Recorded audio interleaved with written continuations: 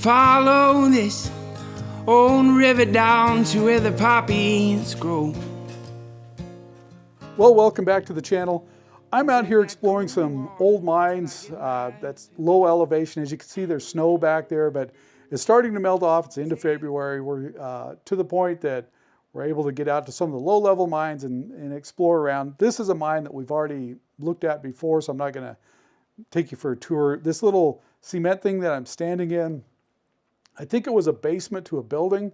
It could have been powder storage, but I'm leaning more towards it was a basement of a building. Cold storage maybe, I'm not real sure, but it's up above the main part of the mine, so I'm kind of thinking it was close to the cook shack from what remains around here. So that's where I'm at today. I'm just having a fun time exploring.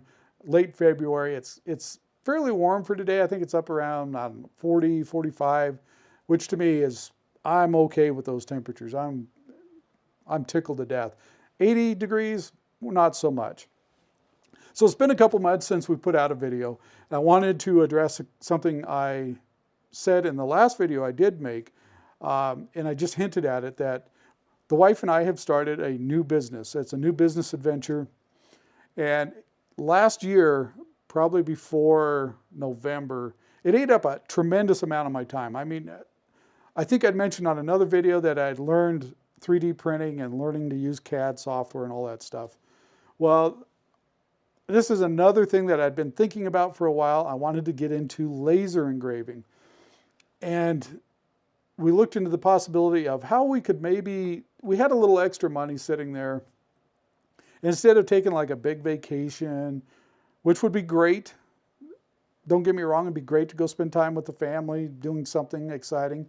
But we decided maybe we should invest this into a small business where we can recoup the money we invest and then make money on top of that and then be able to afford to do more vacations or whatever. So that's what we decided to do.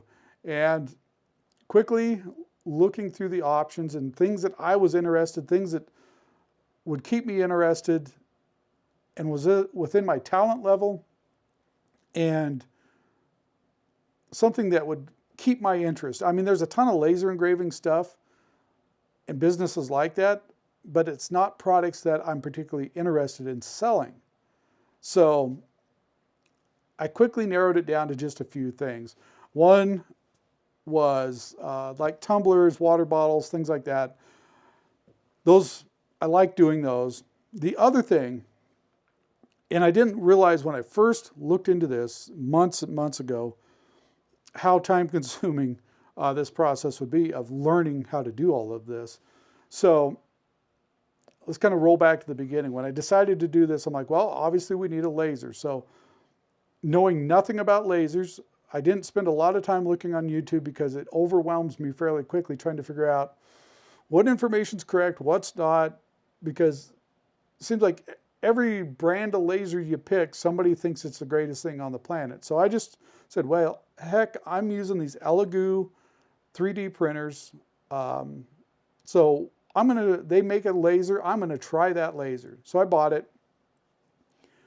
And I don't want to disparage this laser too much. It works really well most of the time, but if you want to learn how to tinker with a laser, buy a laser like that because you're going to tinker with it a lot to get it to work. And it's not a production laser. I'll tell you that right now. That thing, if you're trying to produce any amount of anything, that's definitely not the laser you want. It's great to learn to tinker with though. That's one thing I spent, a month or so with that laser. It was great to tinker with, and that's about as much as I can say about it. It's my backup laser now, just in case my main laser dies. I have that thing, but I'm debating on whether it's even worth keeping for that. I may sell it and buy another good laser, but anyway. Like I said, it's a great laser if you're just doing hobby stuff and tinkering with it. It's a great learning experience, excellent for that. But so here's the other thing. I talked about the tumblers. The main thing that really piqued my interest was hats. I like hats. A lot of men like hats. Lots of women like hats. And these leather patch hats, every time we see them, I'm like, oh, I really like that hat. So we started investigating it. How do we get into that? That's something I would like to do. So quickly we bought the laser, experimented with the cheap one, learned that that wasn't going to cut it. I mean, we made some patches, very rudimentary patches with that laser. Like I said, it's got a lot of drawbacks to it, but we were able to do a few hats with it. So I started researching, what kind of sewing machine do we need to sew leather onto patches or onto hats, and all that type of stuff. There's a huge learning process and all of that. And I'm not the best at stitching. I'll be the first to admit it. My wife is so much better at it than I am. And this is a joint business between her and I. We came up with this, and we wanted to do something. We wanted something that we could do as a family. The kids each have a job in the process of making hats. So it's a family business, and we're really enjoying the heck out of it. But here's the backstory. We bought the first sewing machine. It's a post bed sewing machine, which means there's a post that sticks up so you can get the hat on there to sew it. And it works okay. It's I think a Texo 810, I want to say. It's about 6 hours away. I drove up, picked it up, brought it home. And we used it for a while. It worked okay, but we quickly learned that there was better options out there than that for production. For small production, works fine, but there's lots of little bits of it that make it a much slower process than the machine we currently have, which if you guys want more details about any of that, leave a comment below and I'll dive into the differences between the machines. But currently we just bit the bullet this into the last year and bought a Jack S5 sewing machine. At first I was like, man, this was a huge investment, for us, $4,000. Man, I think we should not have bought this machine because it was a little overwhelming at first. But once we got the bugs ironed out and figured out how to use it correctly, that thing has made a world of difference. I mean, it is so much faster and it stitches so much better than the other machine. It's for production work. It's just heads and shoulders above the other machine. So again, if anybody wants details about the Jack S5, leave them down below. I'll let you know what I know about it. But so anyway, back to earlier on. So we experimented with leatherette, which it looks like leather, but it's a plastic product, and it's got a heat transfer material on the back of it. And you'll see all these, if you really dig into it, you'll see everybody's like, oh, we did the heat transfer and it sticks so well, you'll rip the fabric before the glue lets go. And we experimented with it and we tried it. We actually tried that same glue, the heat transfer on the back, because we prefer leather over the plastic. We tried it on leather as well. And yeah, when it's room temperature, that stuff holds really well. And a lot of the hats you see, these leather patches, it looks like they're stitched, but if you look really careful, they just made it look stitched with the laser, because you can make a pattern around the outside edge. It makes it look like it's stitched on, but it's really not. So the reason we steered clear of the heat transfers, again, this was months of process of trial and error, trying different leathers, different brands of leather, different types of leather, thicknesses. Yeah, I don't want to dive, get too bogged down into this, but we tried lots of different leathers, from cheap to super expensive and everywhere in between, and finally settled on leather that's going to work good for hats, because some of the cheap leather, it wants to curl up on you if it draws moisture. It wants to curl up. It doesn't accept sealant real well. And then we had to experiment with, 15, 20 different kinds of sealers, because there's so much info on YouTube from different people saying, oh, this is the best. No, this is the best. Those guys don't know what they're talking about. Finally, we just figured out we had to experiment for ourselves and come up with what works best for us and produces a great product. So that's what we did. But back to the heat transfer, we tried it. That was our original intent, was to get going, we'll just do heat transfer. So I made some hats, put the heat transfer on them, and it pulled on them when the room, you couldn't pull them off. It felt like it was going to rip the fabric of the hat. I'm like, okay, cool, they're holding really good. went out and threw that hat up in the dash of my pickup because I heard that there's a possibility heat can be bad on those that can make them pop loose. I let it sit there for a couple hours. I come back out, put the, when it was just sitting there, it looked fine. I take that hat, put it on my head, and the act of putting that on my head and stretching the fabric down, the patch comes right off. I mean, 2 edges of it just peeled right up. I'm like, I can't sell these. No way am I going to sell something that I know the people we're selling to, ranchers, farmers, contractors, they're going to throw that hat up in the dash, and when they go to put it on, that patch is going to come off. They're not going to be happy with me. I'm going to be either sewing that patch on for them, or they're going to be asking for refunds, and that we don't want our name attached to a product like that. So we decided early on we want nothing to do with the heat transfer patches. With my experimentation with them, I'm just like, it's not worth the hassle. The reason a lot of people do it is this: it doesn't take a real high skill level, and it's quote unquote quick to just do a laser, use your laser with leatherette or leather, glue the thing, put it on there, and then heat press it down for a minute or so, whatever the particular press you're using. And it's supposedly easy. Yes, it is easy, but the product sucks. I'm sorry. I just could not. I don't want to say it completely sucks. In certain environments, I think it might be okay as long as you never put it in a position where it's going to get very hot on a dash of a pickup, or in locations where it gets really fairly warm. I think it would probably be okay. But I know how I wear a hat, and I always throw them up in dashes, and a lot of the people we sell to are going to be doing the same thing, and I don't want my name attached to something like that. So we decided early on we're not doing this. So then we had to learn the process of stitching them on, and that's quite a process in itself. And fortunately, my wife's way better at it than me, because each patch takes me 2 to 3 minutes to sew it on. She can do it in like 30 seconds. She's really fast at it, and it looks perfect when she's done. Looks like a machine did it. She does it so well. So she's a godsend when it comes to that part of the business. I mean, and running the website. She took that on because I got so frustrated with it. So, like I said, this is a family business. We each got our own parts in it. So, along with that, learning how to run a laser, learning how to use all that software, then I've quickly found out graphic design's fairly important to do this. And I've done a little, like tiny bit way in the background, but I had to learn it and then learn a lot more. What little I knew I had to relearn, and I had to learn a whole lot more. So we're designing a lot of the logos and graphics for people now. Sometimes I cheat and buy a graphic and then alter it to what I need it for. So it's a mix, but a lot of them I just create myself. So I got so wound up in this process.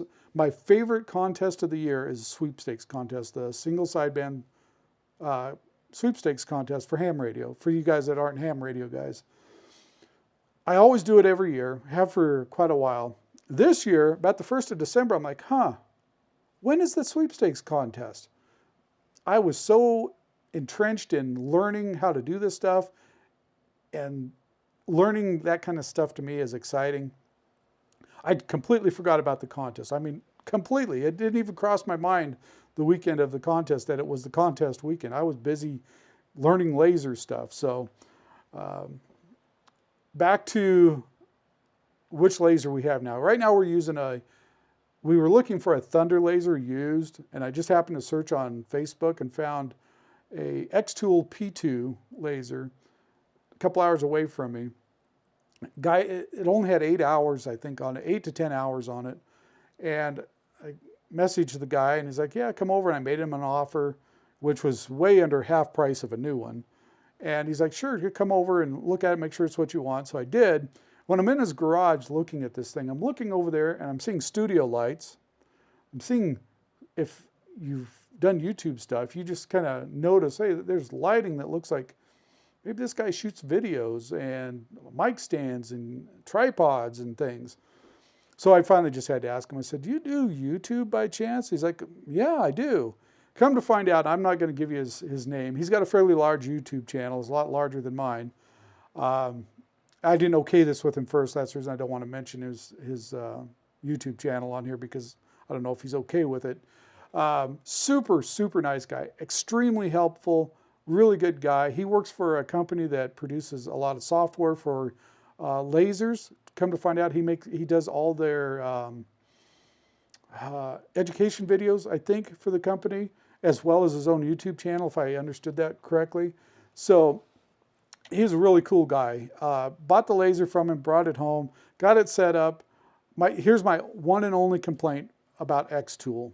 The laser itself has been great. It's got 2 cameras in it, makes it really easy to set up, putting whatever you're engraving right on where you want it on the laser. That other one that I told you about, the little Elegoo one, that was a wild guess game on where that was going to wind up on whatever you're trying to engrave. It sometimes was right on, sometimes it was way off. So this thing's been excellent.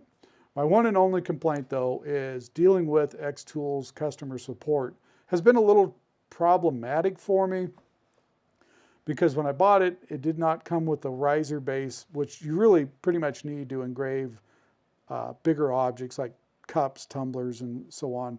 So I ordered one, and as soon as I hit the go button on it, I realized I'd ordered the wrong color. The one we have is gray. I ordered the white base, and I immediately got on and tried to cancel it. It wouldn't let me. Contacted their customer support, and it was about 36 hours before they answered me. I'd sent 2 different emails, and they finally answered me, and, oh, it's some Chinese holiday, so we'll get back to you in a couple days. Well, by the time that was all said and done, wherever they shipped from here in the United States had already shipped it a couple days later. They'd shipped it. By the time the X-Tool finally got back to me to try and figure out what to do, I already had the thing and I needed it. So I'm like, I'll just deal with the mismatched colors. I don't care. It works fine. I'm so used to it now, I don't even notice that it's 2 different colors. But the time difference, I think their customer support is probably in China. And it's funny, they use American names like Julie or whatever. But, Julie doesn't get back to you for 36 hours. Well, it's kind of tough to troubleshoot issues. I haven't had any issues, but if you needed to troubleshoot issues, that would be cumbersome. Either that or you're going to have to get up at 1 a.m. so you can have a quicker chat with them. So that's been my only complaint with X-Tool. Other than that, it's a great product. In fact, I'm thinking of buying another one just in case, because we're doing enough business now that we could justify a second one just in case one goes down. Anyway, I made that video a couple months ago. I hinted at it, and then I wanted to bring it up again right before, towards the end of November, right around Christmas time, so people would have a chance if they wanted a hat, they could order one. Well, we went to a couple Christmas bazaars and a couple little shows, and we wound up picking up so much business. Now, remember, this is a side hustle for the family.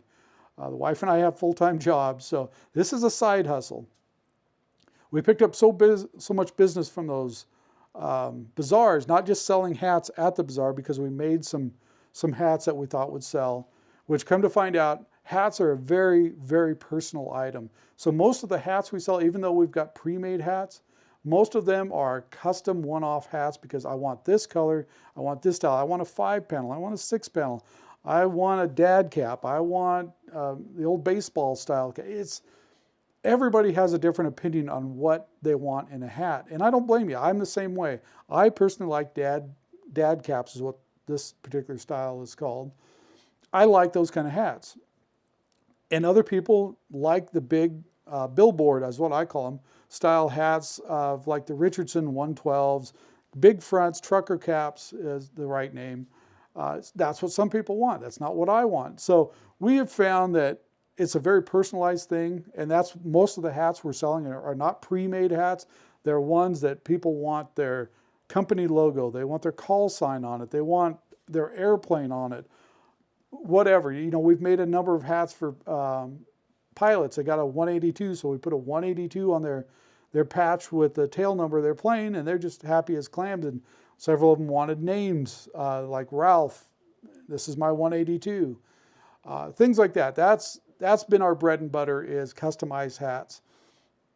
So you guys that are hams, you want a call sign on your hat, here's some examples. We've been doing those. And one thing, I always get asked about my license plates on my rig, because it's a ham call sign. People are always asking me, what's that mean? I'll be in the parking lot. What's your plate mean? And, I tell them, oh, it's just a ham radio thing. And I think it was about a year ago, somebody come up and asked me, and I was kind of in a grouchy mood anyway, and they were kind of grouchy about asking me. So they're like, what does your plate mean? I said, well, when you know, you know. And it's just kind of stuck with me. So I made some patches with people's call signs that just say that, when you know, you know.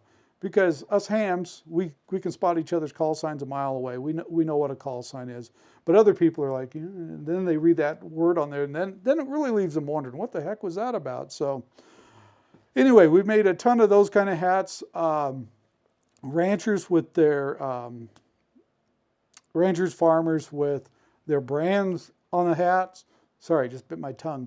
Their brands are on the hats. We've done a ton of those. And one thing that really surprised me about those bazaars is people on the other side of the state or a couple states away that were visiting family, they came in and like, hey, I've got a business. Could you make us hats? And they'd send me their logo. And sometimes logos that they have are not always real laser friendly. They don't work, especially on leather. Leather, you need a little bit more room here and there. You can't have lines super close together. It just kind of blends.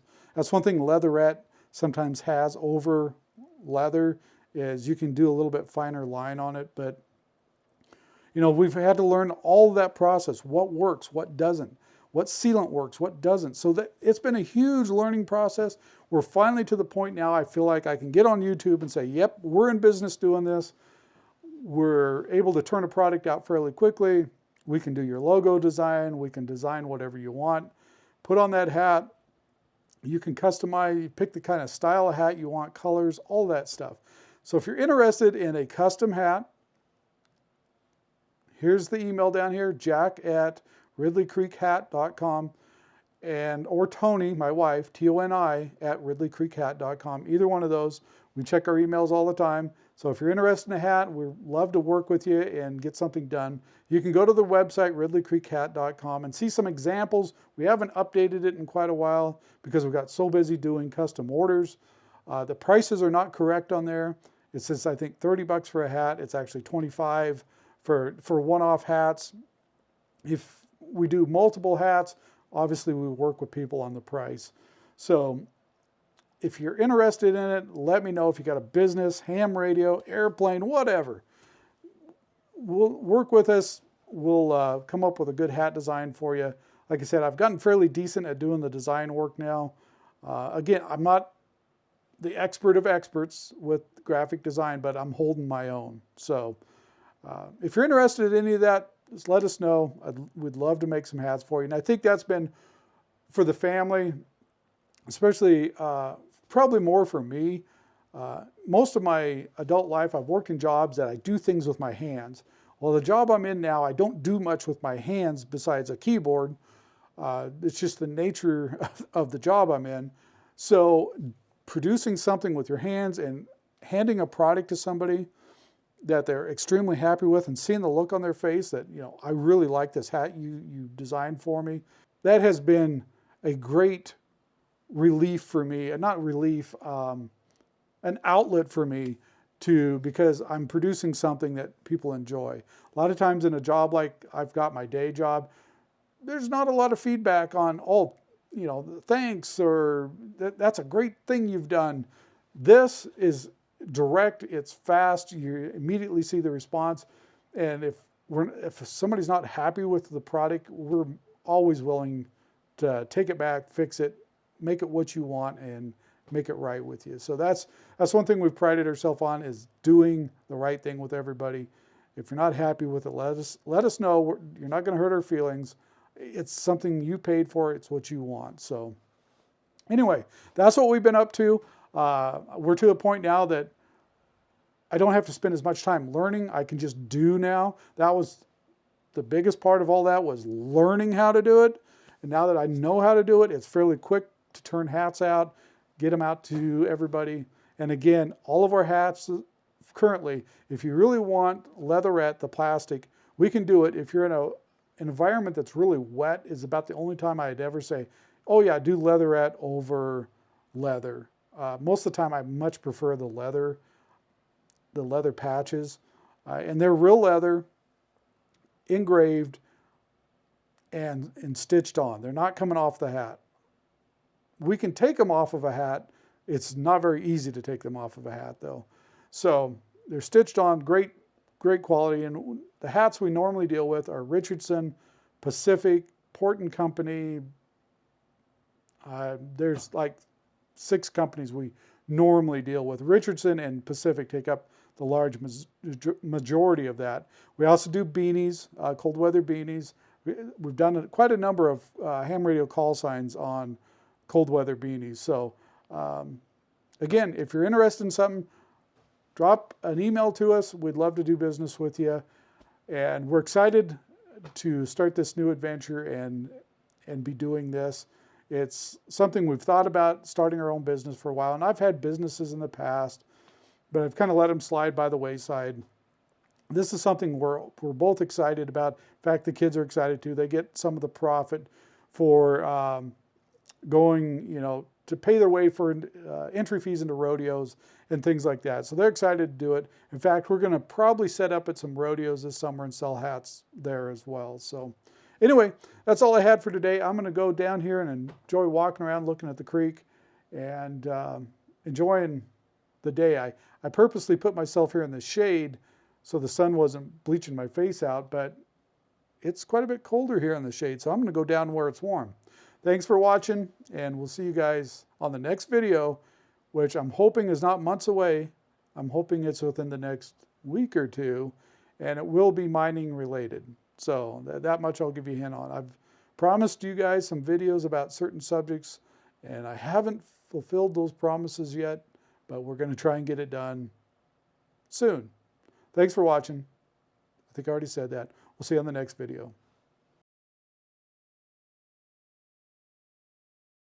Real quick here at the end of the video, is anybody else super bummed that Dan Hurd put out that video that he's going to really cut back on making videos? Man, I've watched him for quite a while. I really enjoy his videos. Seems like a down-to-earth dude. Man, that really bummed me out. And the second one was Matt Carricker, the demo ranch, off the ranch guy. I never really watched his vet ranch because there's blood and guts on there from animals, and it's not my gig. But man, it sounds like he's going to fully quit doing YouTube altogether. And Matt's one of the reasons I started on YouTube. I don't know how many years ago it's been. I want to say 6, 7 years ago when I first tried making my first video for YouTube. And a lot of my inspiration came from watching Matt. I'm like, if this goofy dude can make videos, I think I can too. But a lot of the format of my videos, the early videos, were because of Matt, the way he was doing them. Not exactly, but I took some of the inspiration from that. That and a couple other channels that I don't really even follow anymore. Those were the folks that got me interested in making videos for YouTube. I mean, I had it in the back of my head for a while to do it, but I'm like, nah, I don't have the talent to do that. Then I watch those guys, I'm like, maybe I do.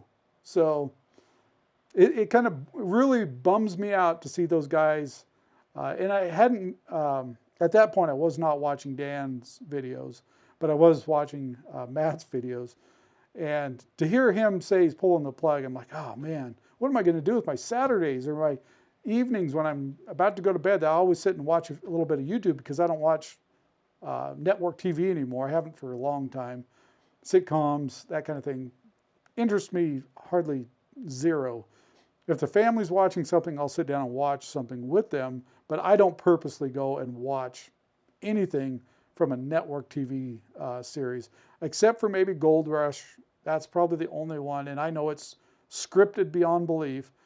I still like watching things push dirt. That's the main reason I watch. I like things moving dirt. Even though the sound effects they use are completely wrong, I still like watching it. So anyway, leave a comment below if you guys are bummed too about Dan and Matt bowing out of YouTube. Man, hard to believe.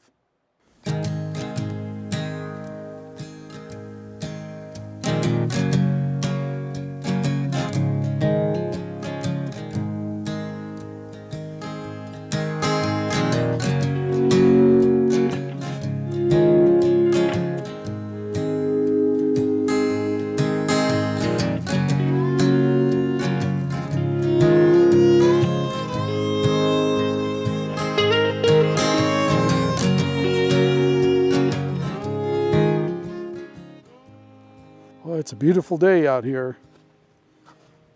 Follow this Right across the way, old right river over down there, to where the there used to be a poppies vertical grow. shaft and a adit that went in the hill Drink that cool right water there. till I get my The shaft, the BLM covered it up. And they also took topsoil and covered up the waste rock pile that was out here. There's a big waste rock pile right there. You could still see it, but you know, in probably another 5 to 10 years, that'll be so grown up with sagebrush, it'll be hard to notice that that's a waste rock pile. I don't know how much topsoil they put over the top of it, but yeah, it's pretty good. I don't remember how deep this shaft is. I want to say it was 600 feet or so, and lots of cross cuts down at the lower levels. But yep, there's the waste rock pile. There's really nothing to see. And I think on the last video I did, we actually the last video, not the last video, the video I did about this mine, this is the Mother Lode mine, or Poor Man mine, depending on which map you look at. I think we walked over there and looked at it, where that shaft was. After I came down here, I looked a little closer. I think the shaft actually used to be right there, not over there. Where I first pointed, I think it was right there. So the BLM, like when they did that, they covered it up so much, it's really hard to tell where it was. I'm just going off of memory when I was young. Work hard all day, stone by stone, for the night to come. There's no sleep like that of tired bones. And rub my hands and whisper to me about tomorrow, about the kids and the house, and how we don't have much, but it's enough. I'm in love with a woman, and she makes me want to sing a song. I'm in love with a woman, and she makes me want to build a home.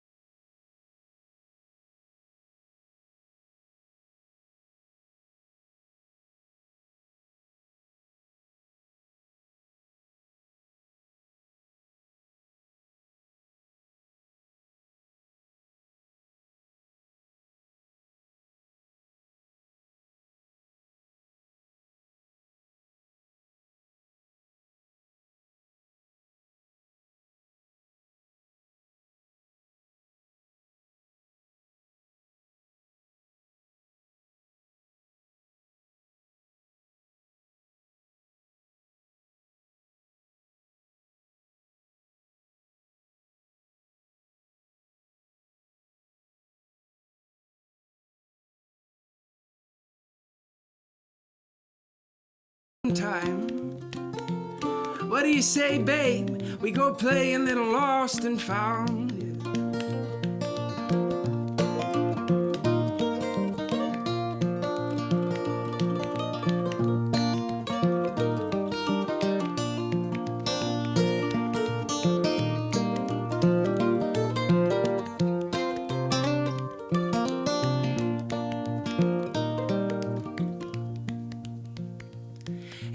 there's something about you naked in the nighttime.